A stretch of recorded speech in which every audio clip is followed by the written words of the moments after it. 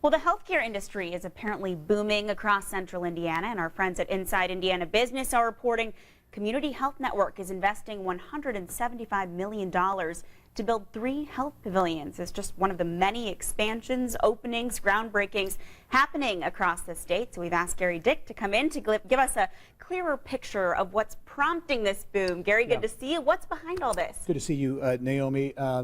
It's surprising because a lot of people are saying, hey, healthcare is challenged right now, very competitive. What about all of these investments? We're seeing it across, really across the board.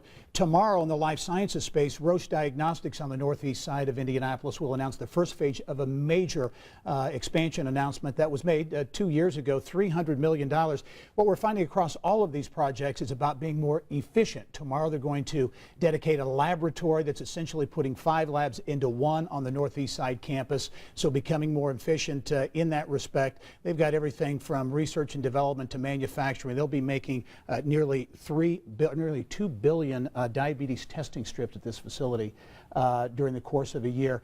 But there's only 100 jobs being added here. So when you announce $300 million, you think hundreds of jobs.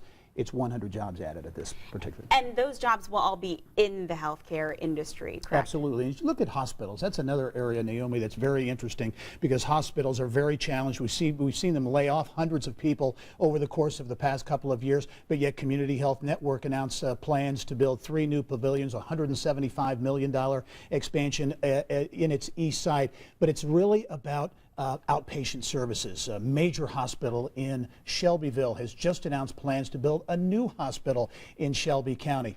They told me that when the hospital was built, 70 to 80% of the business there was inpatient. The stay's about 12 days on average. Now it's much less than that. The stay's maybe 3 days. So it's really focused on outpatient services, a very different type of situation. So we need to know, does the Affordable Care Act really have to do with this? Some would argue that it does in a sense. More people are insured, so more people are out there looking for services. If you've got an old hospital, you may think, hey, for us to be competitive, we have to have newer, more state-of-the-art, modern facilities to compete to get that business. So some would argue that indeed the Affordable Care Act, the law now, is playing a role in all of this. Wow, just one of the many outcomes we've seen. Gerry, thank you so much for coming in today. We really appreciate it. Well, still